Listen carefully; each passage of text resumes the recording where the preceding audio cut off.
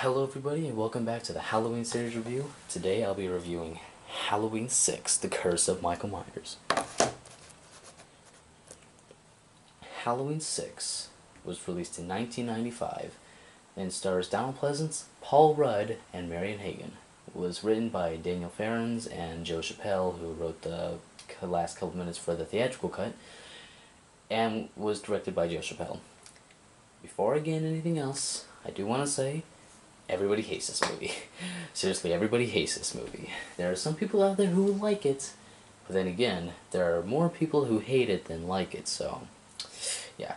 So anyway, the story of Halloween 6 is, Jamie and Michael Myers have been missing for over 6 years now.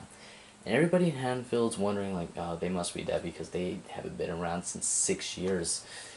So, finally, Jamie and Michael return.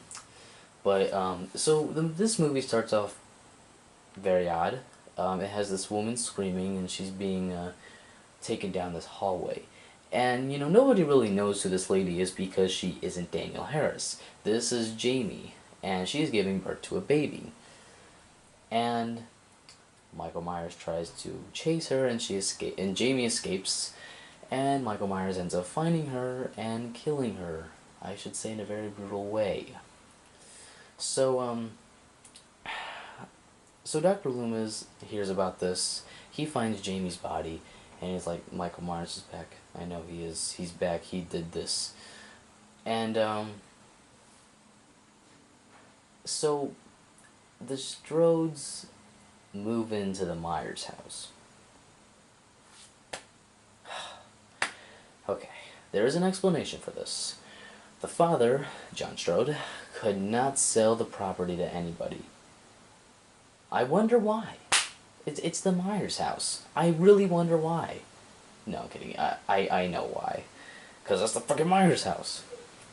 So anyway, Dr. Loomis is told by Tommy Doyle, played by Paul Rudd. Yes, this is Paul Rudd's first movie.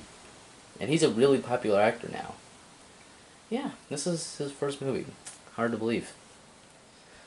So, Dr. Loomis and Tommy Doyle from the first one, he came back, and him and Loomis are teaming up now. And at first, Loomis didn't really recognize him, but then, like, Tommy tells him, oh, I'm Tommy Doyle, I was that girl, I was that little boy that Jamie Lee Curtis was babysitting. And he's like, oh, yeah, Tommy, I know you. So they team up, they try to kill Michael Myers. And they're trying to stop Michael from killing the Strode family. Well, he does. But there is one survivor, however, Kara, played by Marion Hagen, in her first role also. And she doesn't really believe Tommy that Michael Myers is out there. She's heard of him, or wait, I don't know. I don't know, she seems kind of clueless about it, but whatever. So she doesn't really believe then that he's back. Or they don't really want, or she doesn't really want to hear it. I don't know. I don't really remember. It's been a little while since I've seen this movie, but I still remember it. It's been like a couple months since I've seen this movie, but nevertheless, so she has to try to kill Michael Myers, or her Tommy. I'm sorry, I'm getting stuff mixed up. So Tommy, Dr. Loomis, and Kara have to try to kill Michael. But her son Danny, however, has been seeing Michael Myers all over the place. Like he's been seeing him outside and stuff. And Danny's kind of getting a little nervous because he feels that this guy's being a little creepy. So some of the Strode members are killed off, and Tommy, and this is one of the reasons why everybody hates this movie. This movie gave Michael Myers a backstory to why he kills everybody, especially on Halloween night. And Paul Rudd explains that there is this thing. It's called Thorn, which is the little tattoo we saw in Halloween 5. Basically, Tommy explains that that this is this thing that appears in the sky on Halloween night from a couple years. It like appears every now and then on Halloween, and whenever it does, Michael appears, which is dumb, and it's this cult that controls Michael. It protects him from dying, which totally kind of ruins the whole supernatural thing about Michael Myers. So That's why Michael Myers can't die. That's why he kills people, because the stupid cult of Thorn basically controls him. That is one of the reasons. Now that is the reason, or that is one of the things I don't like about this movie. But so yeah, so it doesn't really make Michael scary anymore. But whatever, I just tend to ignore it. I seriously do. I like whenever they mention Thorn, I'm just like, oops, I don't want to hear it. Let's just pretend this is an average Halloween movie without Thorn. So so trying to think what else happens. Oh yeah, so so yeah, I mean that's why Michael kills, and that's why he appears in every now and then. This is why he doesn't die. So it's pretty stupid. Yeah, that's pretty stupid. So Michael Myers, the Cult of Thorn basically captures Kara, and they take her to Smith's Grove for no reason, and and she wakes up in a cell, I believe in Michael's room actually. I don't know. I wasn't paying attention. So Tommy and Dr. Loomis had to try to save her and from Michael Myers, and Michael Myers is also there, and he oh yeah, this is like one of the best parts of the movie. He takes his gigantic machete and he goes into the doctor room, and he just butchers everybody in this room, you know, with strobe lights and blood everywhere. Like, oh my god, it was such a crazy scene. And it's kind of hard to tell what's going on because of all the strobe lights, but whatever. You could tell, I mean, you could see it to the point to where you can tell what's going on. But it just happens so fast, and so Michael Myers tries chasing them, and they catch up with him in a room, and the Paul Rudd beats him with a metal pipe, which would hurt someone actually. But everyone's saying, oh, that wouldn't kill Michael. I mean, it wouldn't kill Michael, but it definitely would hurt him. So he beats him over the head a couple times with this metal pipe, and Michael Myers just kind of just plays dead, and Paul Rudd leaves, and Michael's mask is just left on the floor. We hear Donald Pleasance screaming. We get a shot of the Myers house again. We get a shot of a pumpkin, and then it goes black. Or the screen goes black. And that was Halloween 6, The Curse of Michael Myers. In all honesty, I'm being completely honest here. I actually like this movie, but that is just my opinion. If you don't like this movie, that's your opinion. You know, that's cool. And, you know, that's your opinion. I respect your opinion. I mean, it is sad that this movie gets a lot of hate it does get a lot of hate on it. I still kind of enjoy it. And I'm going to tell you why. First off, this was the first Halloween movie I ever saw. I remember as a kid we were flipping channels on TV, and this movie was on. And it was the part where John Strode goes down to the basement. And this is also my favorite part of the movie. John Strode goes down to the basement, he has some laundry trouble, Michael Myers is behind him, and oh my god, that was such a scary scene. Oh my god, that scene is stuck with me, and I knew it was a Halloween movie, but I didn't really know which one. I knew it was like one of the sequels, but I didn't really know which one. But, yeah. I remember seeing it. I remember seeing like a little bit of it. And then we saw the part where like Michael kills the radio DJ, and where he kills Tim and Beth, and the house chase, and a little bit of the hospital stuff near the end, but that's all I really got to see. I got to see the part where the movie gets good. So, yeah.